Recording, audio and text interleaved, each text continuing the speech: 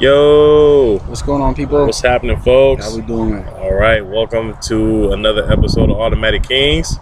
I am, of course, yours truly, Adrian King. And I am Aaron Thompson. All right, so we're gonna get things going. I know it's been a while, but we're back. We always come back.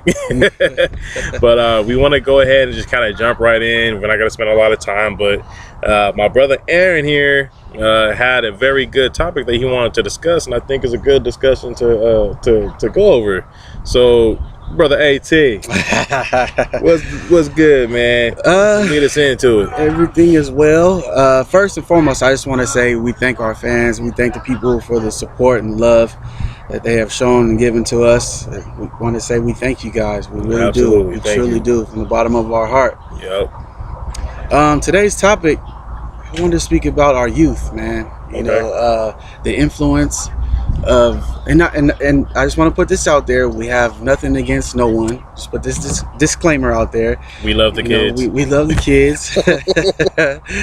We just seen that it's kind of being a little bit of a problem, and I think it's being forced upon our kids. And with that being said, is just go out and say it, just the gay, I would say, influence. I don't know how else to put it. I'm gonna just be raw and uncut with you. Hey, just keep it real, brother. That's what we're here for. I'm starting to see more and more cartoons where they're having boyfriend and boyfriend. I remember growing up, that wasn't shown on TV. I mean, we knew about people being gay, people being lesbian, just the gay community. We knew about it, but it wasn't in front of us. It wasn't just constantly being fed to us.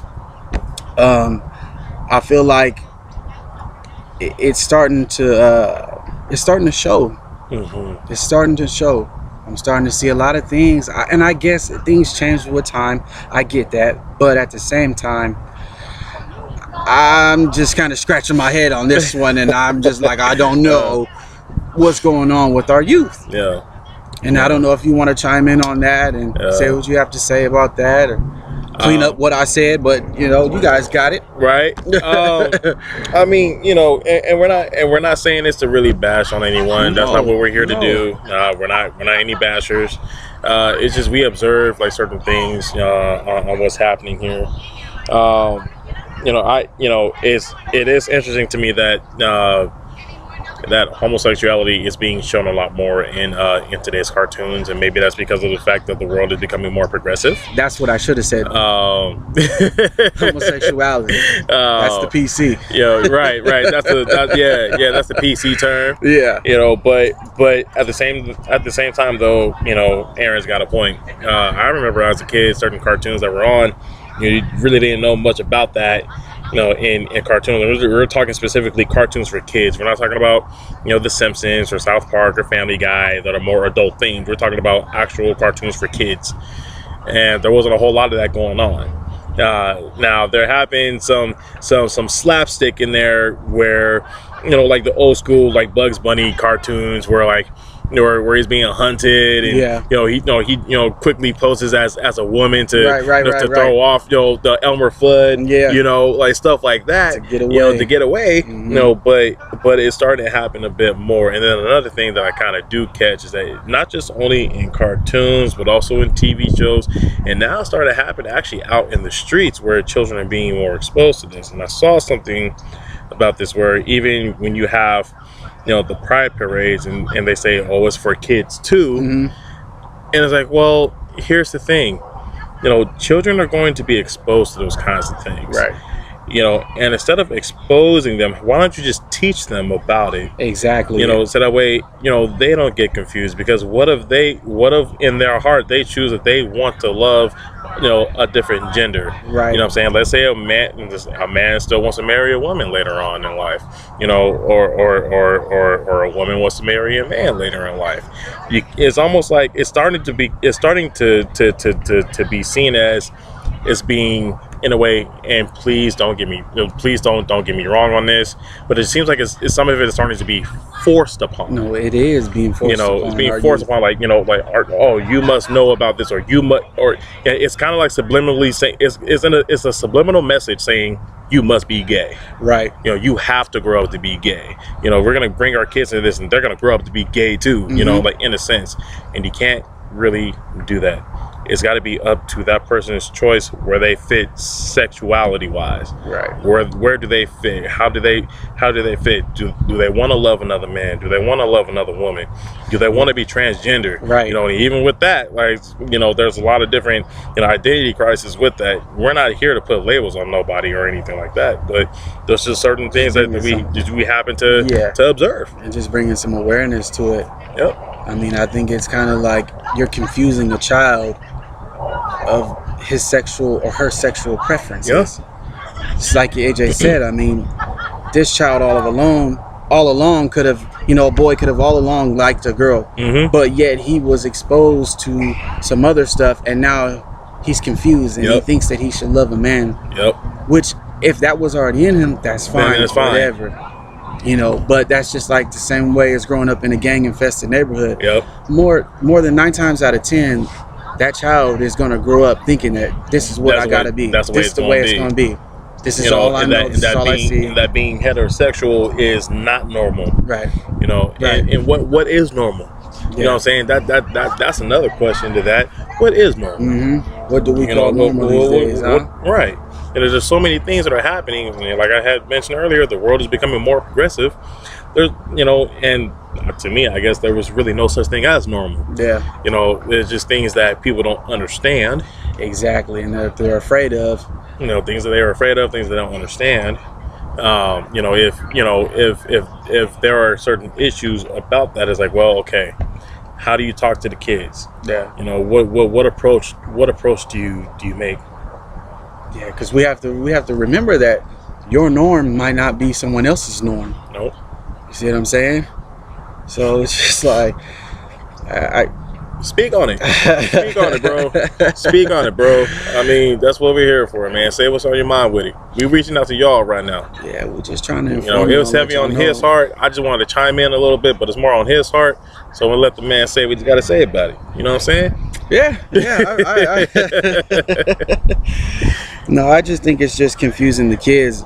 You know, and I just don't want to put them at a disadvantage. I want them to be ahead of the curve and know what and do what they feel is right, not what someone else is preaching to them and telling them the way they should be in life. And like I said, just because your norm might be one way, their norm is not going to be the same. Your normal is not someone else's normal, and that's what we have to know. Yeah. Now, I can understand if you're trying to teach the kids universal love. I can understand that aspect of it. Right.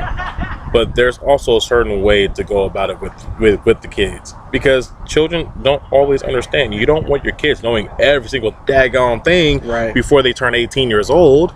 You know, because even when they leave the household and go to college or whatever it is that they choose to do in life, or go into the military, they're going to be exposed to those things anywhere. They're going to see those things anyway, and it's already going to have an effect on them, whether they like it or not. There's still an effect that is made. Period. Yeah. You know, or choose to be indifferent to it all. You know, you can do that as well. You know, there's nothing wrong with that. Everyone has a thought and opinion on it. You know, I know that for me personally, if I were to ever have children, which I don't have kids, my boy AT does though. I mean, he can chime in on that when he wants. I know that for me personally, if I were to have children, I'm going to be able to teach them what it's like to grow up as a decent human being. Right. To teach them the actual fundamentals of what it means to have a family, which is man, woman, and child. Yeah. Because that is how you produce a child in the world. Yeah. Organically. Very true. A man and a woman that make love. Man plants seed in woman's womb into her egg. The Holy Trinity, to be exact. Thank you. 360. Thank you. And that's how that is the fundamental ways of doing it. You know, it's not to be anti-homosexual, anti-transgender, or anything of the sort. That's just basically how it was designed to be. Yeah. You know, and for those who choose that they want to love that same sex, you know, like that is what they choose to do. That's their prerogative. And that is their prerogative. Yeah. That is their choice. Yeah. You love who you love. Love has no color. Love has no gender. You know, usually that's what they say. Yeah. You know, usually. And with that within itself, I have a couple of things to say about that. But we're gonna go to that another time. You know, so I know that for me, if I'd have, you know, or even if my kid were to decide that he or she wanted to be homosexual, I'm gonna love my kid regardless. Yeah, you just have to have that discussion. You know, have the discussion, have that talk, inform you know, like on everything that comes along with going down this road, and what it really means. Yeah, what it really means. You know, because you're not gonna fully understand it all. Yeah, you're not. So, I mean, AT, is there anything else you want to go in on with this? No, I just wanted to bring some awareness to it. Just let the people know that this is just what I've been seeing a lot lately. Just like I said, on TV, especially cartoons. Yeah, it's not a bad thing, but it's like it does raise questions. People, it's give your kids a chance. Give your kids a chance. Yeah. Because it'd be the same way if all they were seeing on TV was gangs this, gangs that, drugs this, drugs that, which I know it's out there on TV, but if it was in the cartoons, it'd be a problem too as well. So it's not just homosexuality. No, there's a lot of things. I just wanted to let you guys know that. A lot of things. Yeah. So that's all. Yeah, that's all. And another thing I wanted to bring to you guys is boom, boom, boom, boom. Announcement. Yes. What we will be doing from now on, we're going to be doing Word of the Week. We're going to be debuting that today, actually. Wow Wednesdays. Shout out to my boy Mike Millie for coming out with that. We thank you. That's a good idea. Yeah, Wow Wednesdays. That's what he calls it. But me and AJ, we came up with Word of the Week. So the word we're going to use is AJ's actually pulling it up right now. We're going to give you the definition. We're going to use it in a sentence, and we just ask you guys to just put it in your vocabulary. Put it in. It's all about expanding that brain, folks. Yeah. Your literary skills, folks. Your vocabulary, folks. Mm-hmm. All right. So the word that, and this word was a suggestion to us, and the word is detente. Detente. And how do we spell that, AJ? Detente. Okay. It's a noun, and the plural for it is détentes, and it's a French word. Okay. The definition of it is a relaxing of tension, especially between nations, as by negotiations or agreements. And let's see here. I'm going to scroll down a little bit more. And this I pulled up from dictionary.com, which is a great source. If you ever want to know a definition of a word that you don't quite understand, you go and take a look. And as what my father told me, if there's a word that you don't know, look it up in the dictionary. Yes, sir. So here's one example of how to use the word détente. And this is kind of like in the news. If Obama's strategy is to dial back the blue-red civil war to a détente, then Al Franken's is to escalate it to World War III. Think about that. So we kind of discussed the word a little bit, Aaron and myself, before doing today's episode, and we kind of came up with the fact that, it's all about toning down to negotiate, to make sure that everything is at a level, steady level. Yeah. So there are no tensions, there are no wars, there's no violence, so basically détente is a powerful word to use.